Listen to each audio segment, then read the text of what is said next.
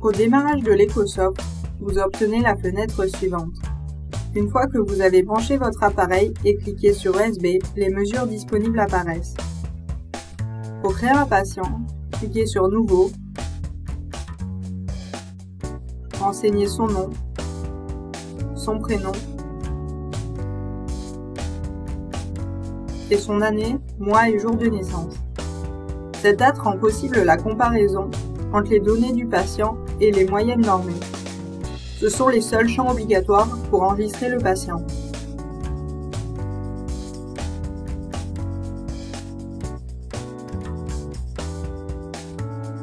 Lorsque l'on sélectionne un patient, les boutons de mesure deviennent actifs. Ici, nous voulons réaliser des PEA. Vous pouvez choisir le médecin qui va réaliser les mesures dans la liste déroulante ou bien en créer un nouveau.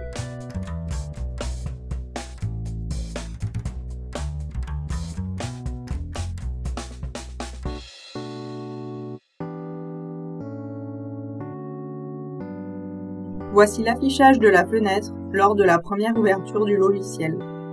La première utilisation vous permettra de régler les paramètres d'affichage qui seront sauvegardés par défaut pour les prochaines mesures de PEA. Le séparateur central ajuste la taille des courbes par rapport au tableau de latence. Ce menu déroulant modifie le mode d'affichage. Ici, nous allons séparer les courbes gauche et droite. L'option Signal temps réel vous permet de vérifier que les conditions d'enregistrement avant et pendant la mesure sont correctes. Dans un premier temps, nous allons nous concentrer sur le mode automatique. Ce mode de mesure donne le moyen de fixer un protocole de test en puissance décroissante qui sera reproductible entre chaque patient. Nous choisissons les puissances qui doivent être testées et vérifions les paramètres par défaut. Une itération par puissance, 17 stimulations par seconde et 1000 clics par puissance. Ces paramètres permettent de réaliser un test classique. Les deux oreilles sont sélectionnées. Si cette case est cochée, le côté de stimulation changera entre chaque puissance. Avant de cliquer sur Start, nous vérifions les impédances. Si ces dernières sont trop élevées, les labels correspondants apparaissent en orange ou rouge. Vérifiez le branchement des électrodes et au besoin nettoyer la peau du patient au niveau des électrodes en défaut avant de recoller de nouvelles électrodes. Une fois que les impédances sont correctes, cliquez sur Start. La première courbe se construit.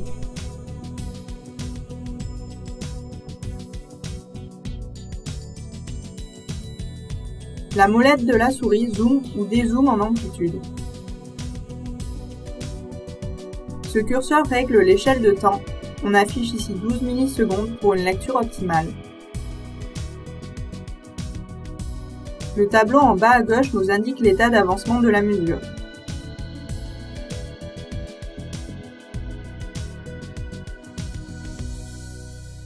Un survol du curseur de réjection affiche sur les graphiques temps réel la zone d'activité musculaire acceptable, en dessous de laquelle les mesures ne seront pas rejetées. Si le patient a trop d'activité musculaire, le signal sort de la zone de réjection et le nombre d'acquisitions n'augmente plus. Une fois le patient détendu, la mesure reprend. Lorsque la première courbe est terminée, l'appareil lance automatiquement la seconde courbe, ici 80 dB sur l'oreille gauche.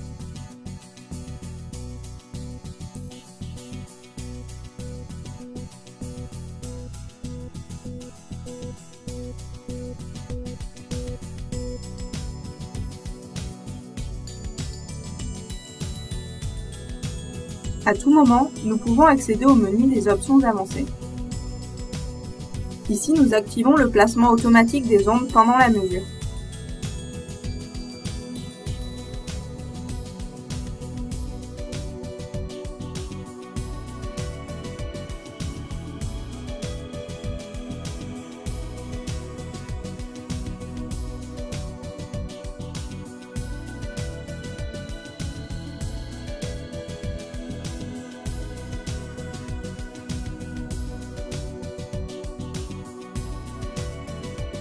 L'ensemble des courbes sont construites. Le bouton Placement Marker permet une première analyse automatique des courbes. Un clic droit affiche un menu contextuel. La sélection d'un marqueur fait apparaître sa zone de normalité. Ici, nous remarquons que le seuil n'a pas été atteint à 40 dB. Nous pouvons sélectionner une nouvelle puissance à tester.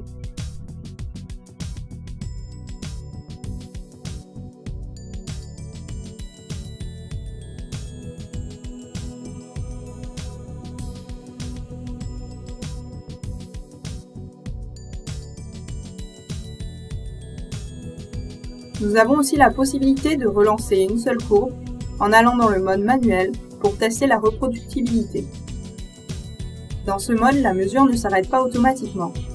Il faut donc vérifier le nombre d'acquisitions et stopper manuellement le processus.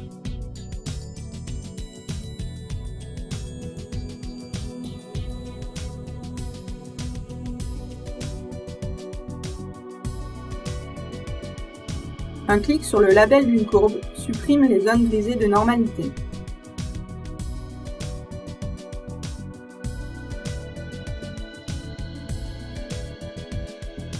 Nous cherchons ici à obtenir le même nombre d'acquisitions que le reste des courbes. Nous stoppons donc aux alentours de 1000.